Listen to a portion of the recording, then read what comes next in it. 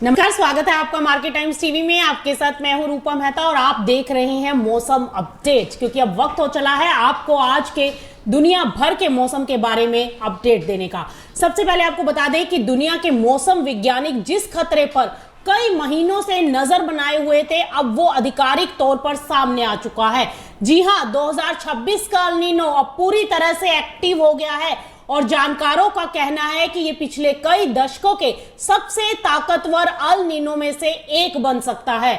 मौसम एजेंसियों के अनुसार प्रशांत महासागर का तापमान तेजी से बढ़ रहा है और कई मॉडल ये संकेत दे रहे हैं कि ये एल नीनो साल के दूसरे हिस्से में और मजबूत हो सकता है। कुछ अनुमान तो इसे 1950 के बाद के सबसे शक्तिशाली एल नीनो घटनाक्रमों में शामिल कर रहे हैं। और कृषि बाजार के लिए यह खबर इसलिए महत्वपूर्ण है क्योंकि एल नीनो का सीधा असर बारिश, तापमान और फसल उत्पादन पर पड़ता है और भारत सहित एशिया के कई हिस्सों में सामान्य से कम बारिश का खतरा बढ़ जाता है, जबकि दुनिया के कुछ अन्य क्षेत्रों में बाढ़ जैसी स्थितियां भी बन सकती हैं। और भारत के लिए चिंता की बात यह है कि एल नीनो अक्सर मॉनसून को कमजोर करता है। यदि ऐसा होता है तो धान, मक्का, सोयाबीन, गन्ना और दूसरी खरीफ फसलों पर इसका असर पड़ सकता है। कमजोर मॉनसून का असर खाद्य तेल, दालों और अनाज बाजारों पर भी देखने को मिल सकता है। माना जा रहा है कि जलवायु परिवर्तन और एल नीनो का मेल दुनिया भर में मौसम संबंधी जोखिमों को और बढ़ा सकता है। यही वजह है कि किसान, कमोडिटी ट्रेडर और सरकारें आने वाले महीनों के मौसम पर बेहद करीब नजर बनाए हुए हैं।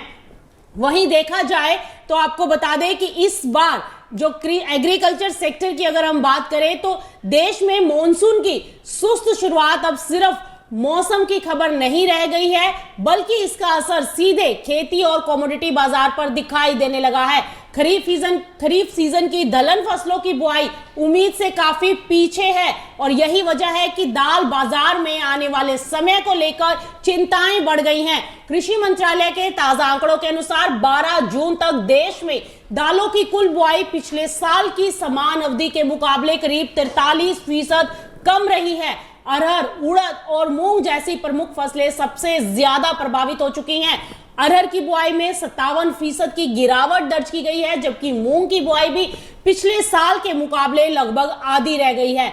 दरअसल देश के कई प्रमुख दलहन उत्पादक राज्यों में किसान अभी भी अच्छी बारिश का इंतजार कर रहे हैं। कर्नाटक, महाराष्ट्र, तेलंगाना और मध्य भारत के कई हिस्सों में खेत तैयार है, लेकिन पर्याप्त नमी नहीं होने की वजह से बुआई की रफ्तार धीमी बनी हुई है। और जिन इलाकों में शुरुआती बारिश के बाद किसानों ने बुआई की भी है, तो वहां अब फसल को आगे बढ़ाने के लिए नई बारिश की जरूरत महसूस होने लगी है। आपको बता दें कि मौसम विभाग के आंकड़े भी स्थिति की गंभीरता को दिखा रहे हैं। 15 जून तक देश में सामान्य से 32% कम बारिश दर्ज की गई है।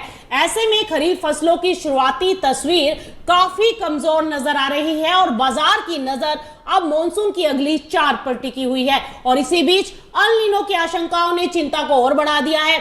अगर बारिश की अनसर्टेनिटी लंबे समय तक बनी रहती है तो महाराष्ट्र, मध्य प्रदेश, गुजरात और राजस्थान जैसे बड़े दलहन उत्पादक राज्यों में उत्पादन और भी प्रभावित हो सकता है और इसका असर आगे चलकर बाजार की सप्लाई और कीमत दोनों पर दिखाई दे सकता है।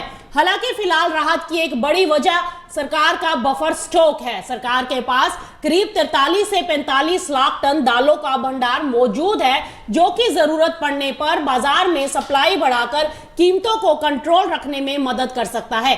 लेकिन फिलहाल सबसे बड़ा सवाल यही है कि क्या आने वाले दिनों में मॉनसून रफ्तार पकड़ेगा और बुआई की कमी पूरी हो पाएगी, क्योंकि अगर बारिश ने और देर की तो इसका असर सिर्फ खेतों तक सीमित नहीं रहेगा, बल्कि आने वाले महीनों में दाल बाजार की चाल और उपभोक्ताओं की थाली दोनों पर दिखाई दे सकता है। इस समय दाल बाजार की नजर सिर्फ डिमांड और सप्लाई पर नहीं, बल्कि आसमान से गिरने वाली हर बूंद पर टिकी हुई है।